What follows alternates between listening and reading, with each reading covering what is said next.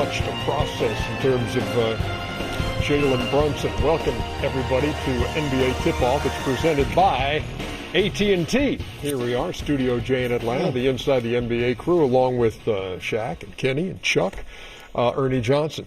That's very smart. That's very sharp. Thank you, a lot brother. of thought went into that. I appreciate it. Yeah. Into what? Into my this outfit, brother. Into his fit. I didn't. No, his fit. You can't hear, brother? No, I'm just. What if I slap hell out you? Could you hear? Well, you're gonna hear some thunder. What was hear some thunder coming? Now, what was your issue with Cat? What was the issue? Oh, no, with he had a, that's right. I don't have an issue. These guys who be spending all their money on bags.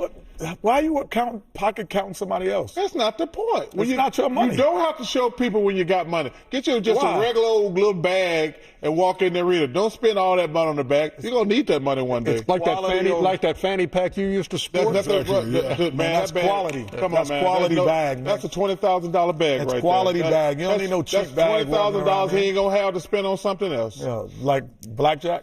Yep, double down. Always double down on 11. Shaq, is this a silly argument to be having as we start the show? Shaq, but it's Chuck. But you agree with me, though, right? First of all, how you know the bag is 20 stacks? Because I've seen it That's before. Hermes bag. I think that's Hermes. That's about 20. I wouldn't know because I'm like you. I think it is. So you're not a 20 stacks bag Hell carrying no. guy. He Shaquille O'Neal. Talking to a man who has 28 cars. Toomey. Everybody has their vice. T-U-M-I. No, Toomey. Good. Ain't nothing wrong with Toomey. Now that we've got all that out of the way, while the Cavs' biggest lead in Game 1 was 22, it was still 20 with 7 minutes left. And no team in playoff history had come back from that deficit with that time remaining. And it's not exactly a small sample size. Teams were 0-663. Jeez. But then Tuesday happened, and the Knicks roared back to win in overtime. Now the question, what is the lingering effect on Cleveland? We've had 3 quarters of really good basketball. Some of the best basketball we've honestly played in the playoffs. Looking back on it, the fourth quarter, what I'm probably more disappointed about was our offense. Shot quality wasn't great. And for 3 quarters, the ball's moving. We're passing it to the open guy. Swing. It was beautiful basketball. I mean, I don't know. I mean, we gave them a game. I think 90% of the game we controlled it. And the last 10%, they did a great job. You got to give them credit, too, for not giving up and making shots at the end. And that was the game. We got to come out ready to go. Honestly, I think we did. It was the middle, second and third quarter where we let go of the rope. They were playing great basketball.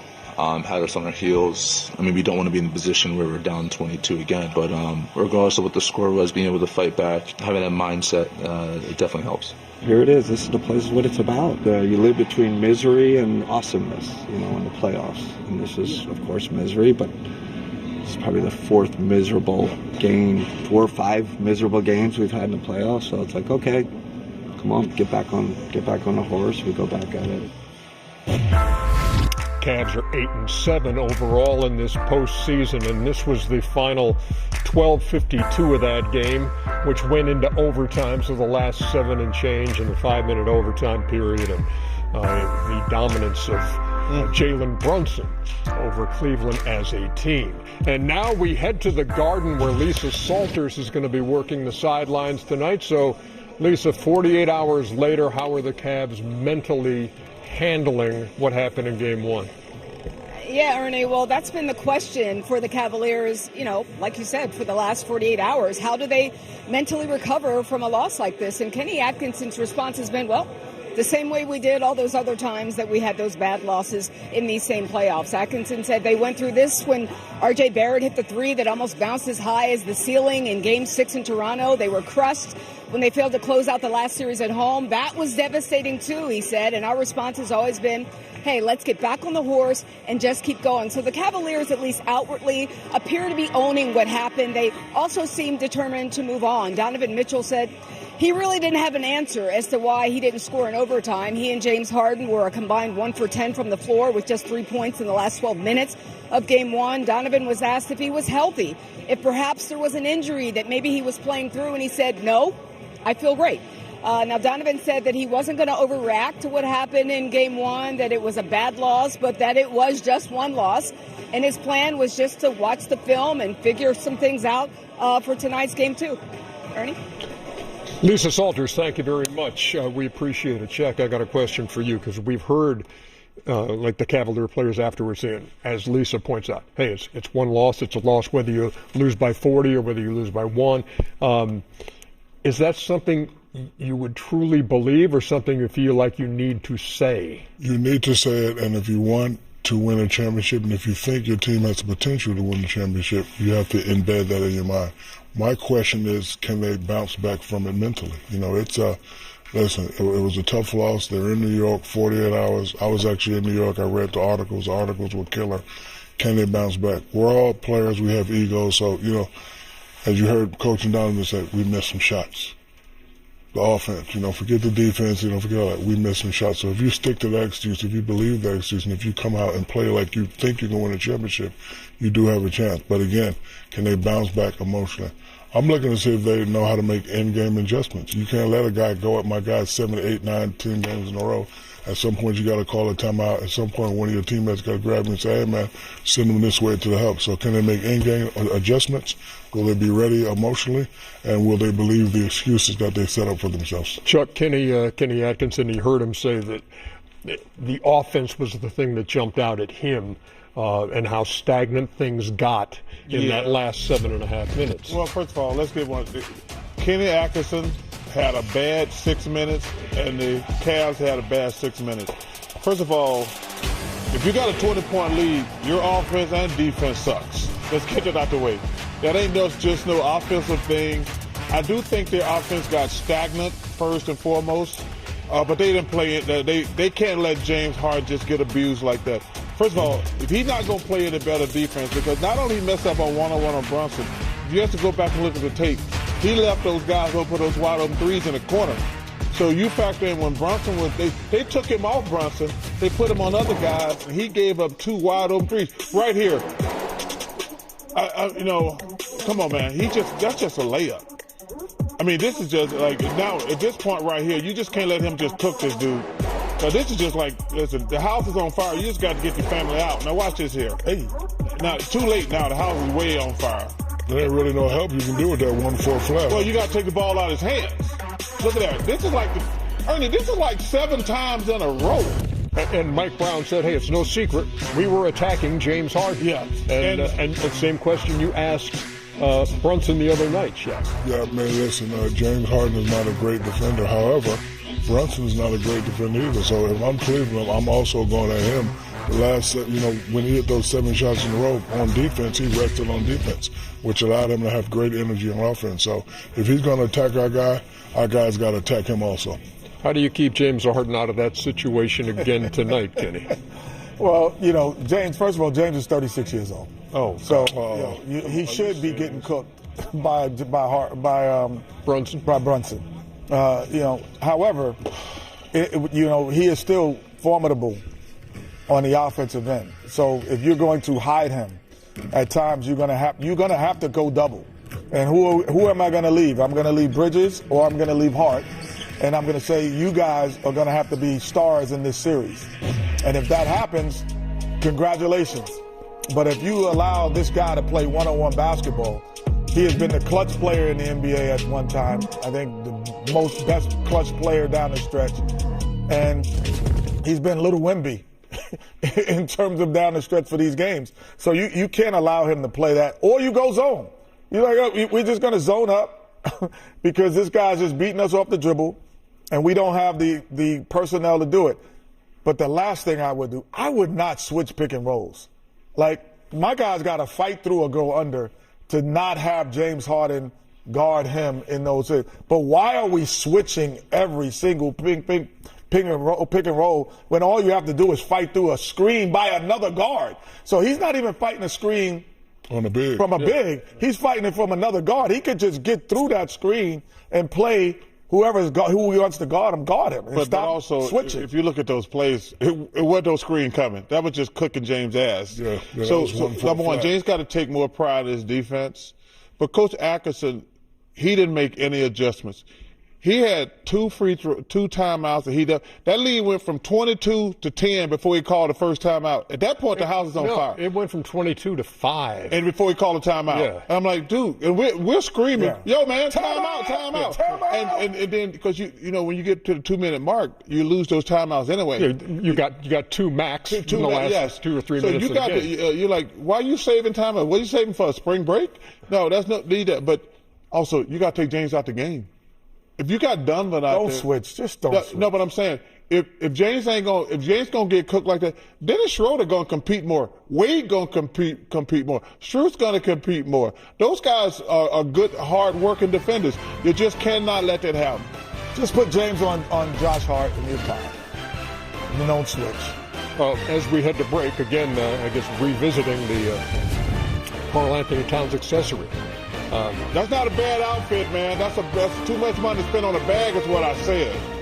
That's a bad outfit. No, that was a bad. That was a bad outfit. I had too much confidence. How much did that bag cost, by the way? That was a Nike outfit. Say, hey man, Darren Lewis, that ain't funny, Darren Lewis. The bag was a Nike bag too. That was a Nike. No, that wasn't a Nike bag. Oh, that was like a little clutch. Little clutch shoe. Yeah, look at Hey.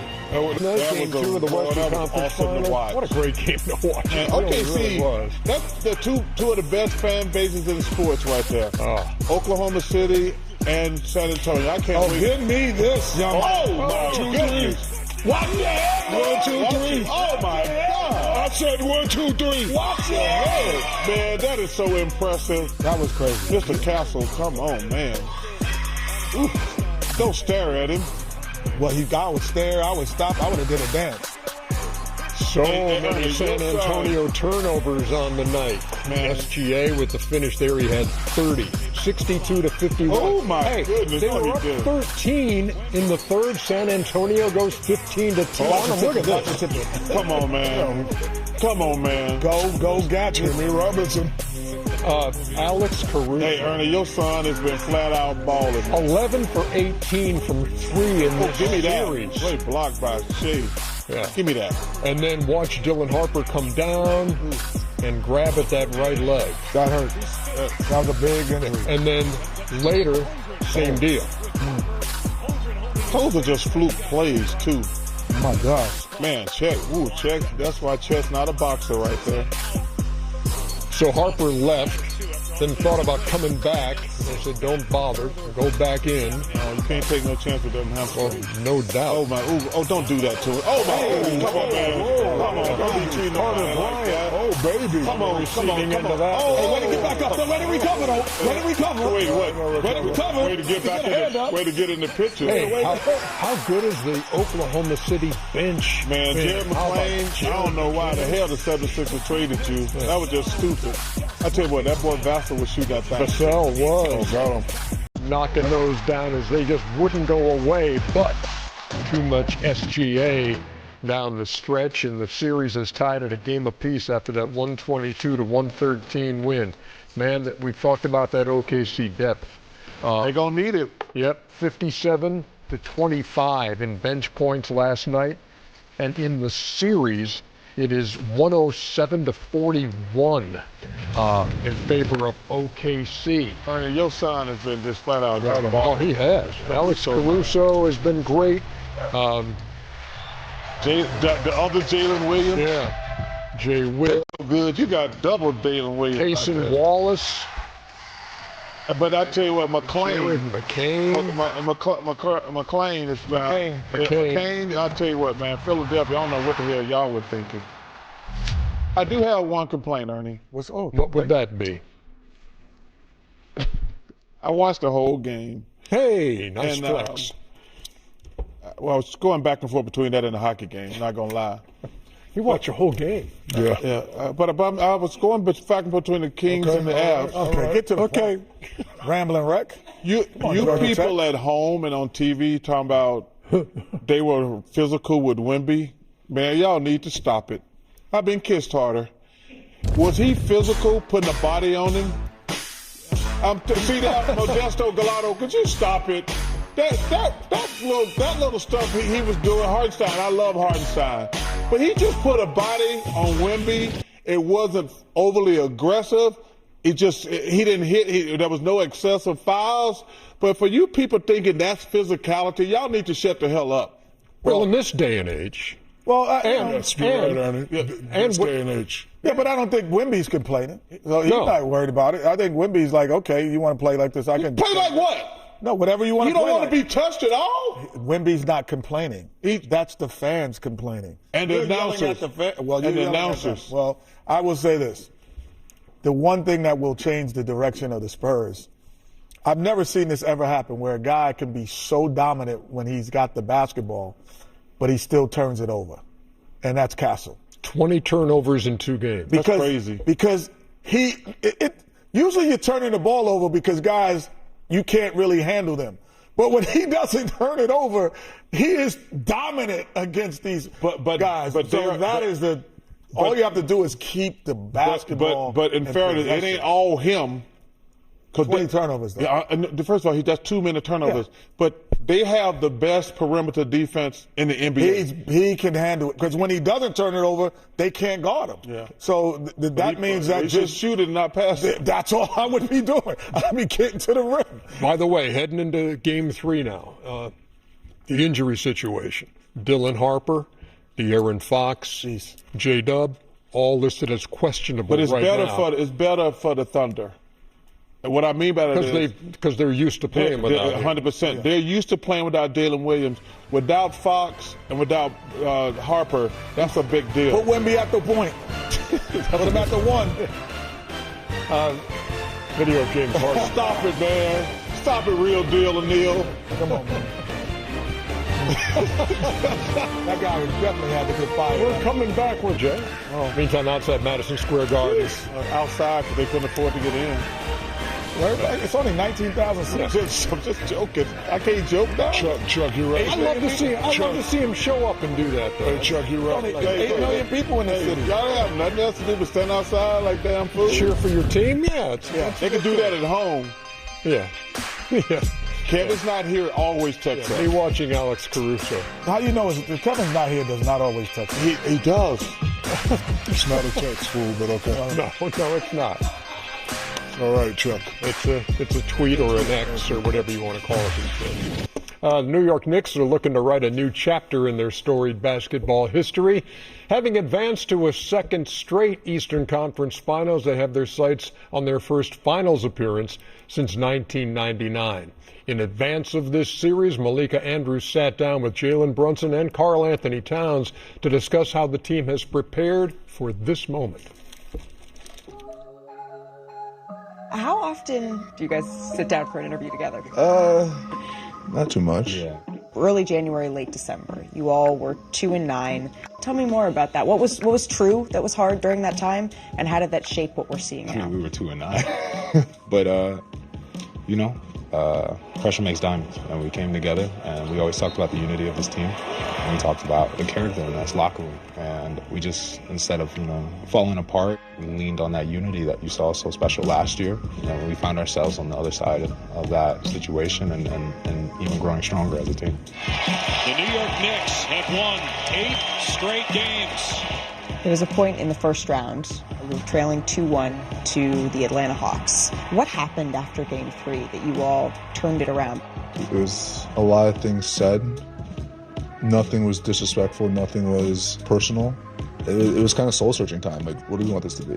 What was the answer? Who did the New York Knicks want to be? I mean, we want to win. And we saw how far we got last year. And there was nothing in our minds that said we weren't, going to get back there. So just trust experience, trust each other, most importantly, and things will work out. And like you said, we're here now. The Knicks will advance to the Eastern Conference Finals. They've won 7 consecutive playoff games. Karl, you've been sort of the hub in a lot of ways of the offense in a new way lately. What has that opened up for this Knicks team? I think it just, allows, our cap to not have so much pressure on him to bring the ball up and to have to make the plays all the time, I think we put so much on his shoulders to do for our team so we could have a chance to win. It's great that I could help him. We need him to save his energy, because we all know, especially last year, he got a whole award for what he does in the fourth quarter. Brunson, three-pointer, puts it in! Captain Clutch has come alive! It's really cool to see Cat, what he's been able to do. Obviously, he's had in his repertoire, and I think us having to go to that during the Atlanta series, we kind of saw something that we can continue to do more of. Whether we ask of him, he does it. It's just the type of person he is. Did you hear that Jalen, he was asked about that and not having the ball in his hands as much? He said, I'm not a star. 1, I'm not a star. 2, I want to win. It's true. You're not a star. You're a captain. Okay. There you go. Semantics? He's annoying. He's annoying. Oh, my gosh. All right. There's something special that happens after you guys win, and it's a dance party that's happening outside. Can you just describe the feeling in the city right now? The energy's crazy. The fans really believe, and that's something that we were able to provide them, that belief, that hope. So, we got to continue to do our part to give them something to cheer for. Would you ever go out there? I thought about it, then I saw J.R. Smith, and I don't know now. Maybe after a championship? That would be the only time I'd do it, but yeah. Still, it might be even a little crazier then. You're facing the Cleveland Cavaliers. I mean, obviously they're a great team, well coached. They have a variety of ways they can beat you. They can beat you with the 3. They have a lot of creators, but obviously Donovan and James do a lot of great things for their team. So I think for us, we just got to kind of lock in and make things as difficult as possible for them. Knicks fans have been waiting to go back to the NBA Finals for an incredibly long time. What would it mean to this fan base, to you all, to be back there? Just because we're standing at the door don't mean we open in the door. We got to do our part. And we've been hungry for this moment ever since last year when we lost. So we understand how it is to get to this point. But we're looking for a new experience, how it is to get past this point. Will you indulge me for 1 minute? And let's go to June. And there's a parade through New York City. Mm-hmm. Have you allowed yourself to even think about? No. Why not? It's no point. The job's not a lot done. of work to be done.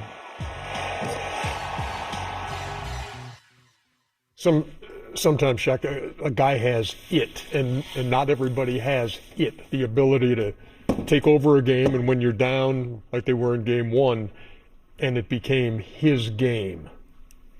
He definitely has the it factor. He's a great player. When they do that 1-4 flats, not really much help you can do. And like everybody knows, they were targeting James Harden, but he has the it factor, and he wants it. I like his answer. I respect his answer, but not thinking about it. But as a player, you do think about it, and sometimes it just fills you up with so much rage that you have to go out and get it. They know they let one.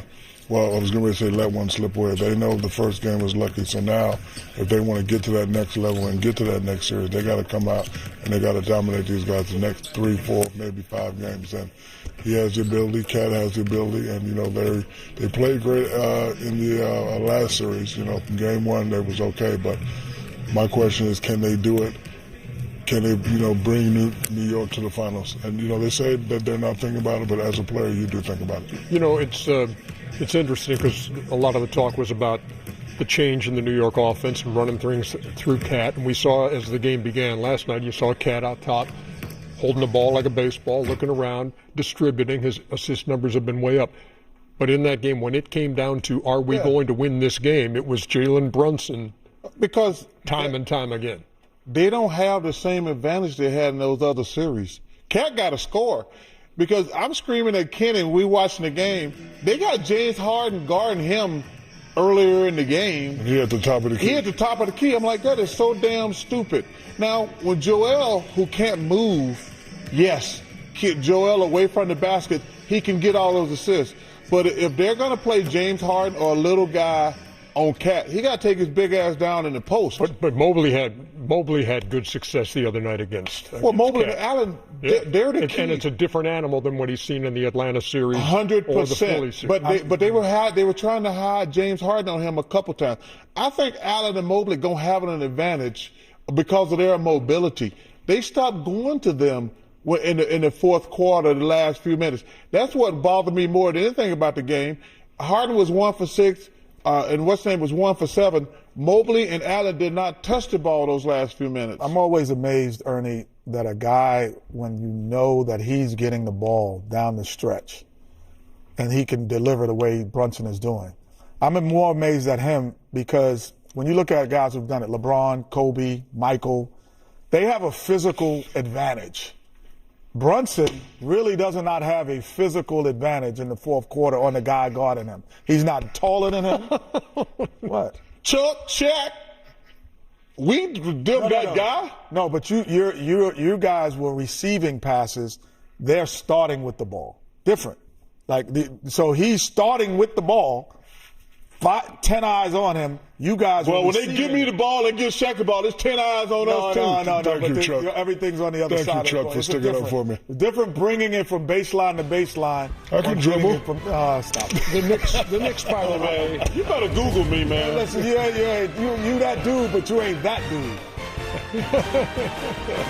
You that dude, but you ain't that dude. I love Dave Chappelle. Hey, the Knicks, by the way, 9-2 in this postseason. Those 2 losses by a total of 2 points. Wow. When we come back. What I'm saying is, Chuck, with all of the great restaurants in New York City. You don't want no glizzy, Chuck? You go to a food truck once a day? Yeah, I do. I love it. And ain't nothing y'all can say to make me not want street meat. I'm not saying you want street meat, but there's a million great restaurants. I go to them at night. Okay. But during the day, I want street meat. All right, I got you. Told you, man. Where were we? In NBA history, there have been 10 buzzer beaters which won series. Okay? Most recent, 7 years ago, Kawhi, the friendly bounce. That was crazy. Knocks out Philadelphia. One of the first happened 40 years ago and is chronicled here by our buddy, Scoop D'Agostino. Were you there? Mr. and Mrs. North and South America and all the ships at sea, let's go to press. May 21st, 1986, the skyscraper takes down the Lakers. For the previous 4 seasons, the LA Lakers had represented the Western Conference in the NBA Finals. But they were down 3-1 to Ralph Sampson and Hakeem Olajuwon. The Twin Towers looking to overpower Los Angeles. The Dream got in a nightmare situation, tossed from the game after catching some flack from Mitch Kupchak with 5 to play. Kupchak and Hakeem go at it, and Lucas wrestles him down, and both benches empty.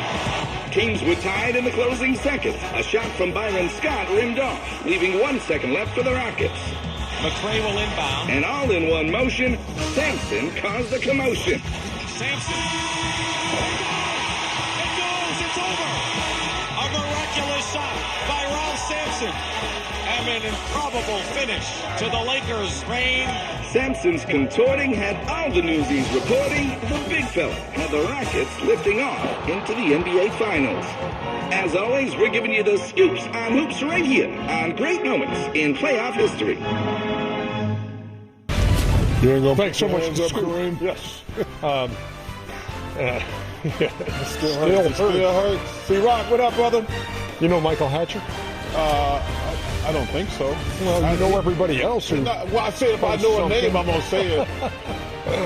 There is Donovan Mitchell, who had 29 the other night, but only 3 in fourth quarter and overtime. How can they go get that? The Candyman. Candyman. You didn't like Candyman since when he was a Clipper. I don't like nobody. You know that. Yeah. You don't like big men. Yeah, true. True. You know what I'm excited about? What's that? We got a brand new Shaqtin a fool. Oh, yeah. And that was a foul. You didn't even call a foul, Steve Jarvis. It was an offensive foul. Oh, was it? He shot the fool. What? He shot the fool. Say what? He shot the fool. What? He doesn't like nobody. Especially Chuck. Number 4, Jalen Duren. No. He will have plenty of time to think about this pass in Cancun. Oh, come on. Great pass, too. That's a great pass.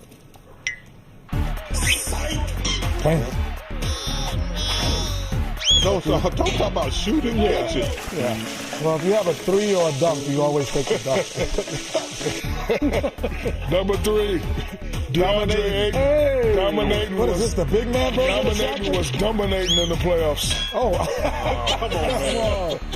come on, man. Damn, Dylan Brooks. You're going to be broke one day with all that ice on.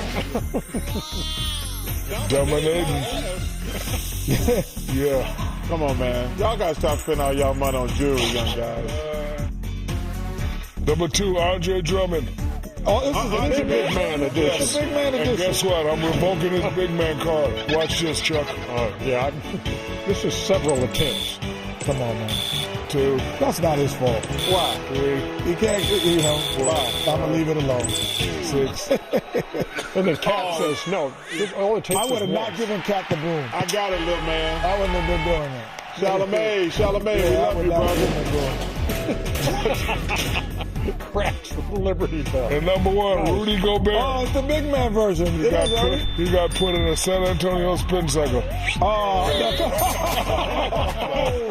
Come on, Wemby. I can't wait to see what Chan Trump does with this. I cannot wait to see this. It's a twister. Come on, Rudy. You can't be looking the wrong way. Come on, now. Not the defensive player of the year. You see them Charles Chuck? Oh, man. Those were some of the best ones of the year right there. Chan, you never disappoint with what you're able to do with Shaqtin a fool. When we come back here on NBA Tip-Off, you're going to hear from the Knicks' Josh Hart. So keep it here. Hey, look who's at the game tonight. Lamar. Are you believing that? Who's not at the game? Let it go, Rick. Spike is on fire right now. Yep. He is Thank super you. happy. That'll be thank you for having your son come to New York City. Changed us. Hey, by the way, Vanessa Richardson had a chance to speak with the Knicks' Josh Hart. Thanks, Ernie. Josh, there are many different ways to win in the NBA. You guys were down by 22. You clawed your way back. What does a win like that say about the resiliency of this Knicks team? I think it just shows the character in the locker room. Obviously, starts from the top, with Dole and Leon, and then trickles down to Mike and, the rest of the guys, JB, Cat. It's just that toughness and that ability to face adversity head on. The defensive pressure you guys had yielded a lot of turnovers. You were a big part of that. What do you like about the defensive identity of this Knicks team? Yeah, I mean, we got to come in with toughness, attention to detail, and focus. And if we do that, play with physicality, play to our strengths, we're able to get stopped and then go out and play fast, and that's something that we really want to do. I just had a great conversation with Mike Brown in the hallway. He said at the beginning of the season he had you guys sign a contract with the 5 standards of the team. And he said one of those standards is sacrifice. And he mentioned you showed that in the fourth quarter. How have those standards and those pillars really guided you guys to winning this year? Yeah, I mean, we talked about it a little bit yesterday, and sacrifice at the top of it. Obviously, there's accountability. I'm blanking on the other 3, but I mean, that's the makeup of this team, and that's what we want to be right now. That's what we want to be moving forward. And if you do those things, those 5 things, that breeds a championship team. Like he's done so many times, Jalen Brunson took over in the fourth. What did you see from your teammate, your friend, and your podcast co-host? I mean, that's something that I know he's very comfortable in high-pressure situations. And for us, it's always, obviously we will always love to be in a blowout, but we know in close games that we can get stops. He'll go out there and make the right play, and that right play might not be making shots. It might be drawing defense in and kicking it and letting other guys make plays. But that's why he's our guy. That's why he was clutch last year, and we're comfortable with the ball in his hand. Starting 2-0 would be massive in a series. What do you need to do to get another one at the Garden tonight? We got to play with a sense of urgency, a sense of desperation. We know they're going to come out, throw their best shot, and we can't just match that energy, but we got to exceed it. Thanks, Josh. Appreciate it. Ernie, back to you. Knicks trying to become the 13th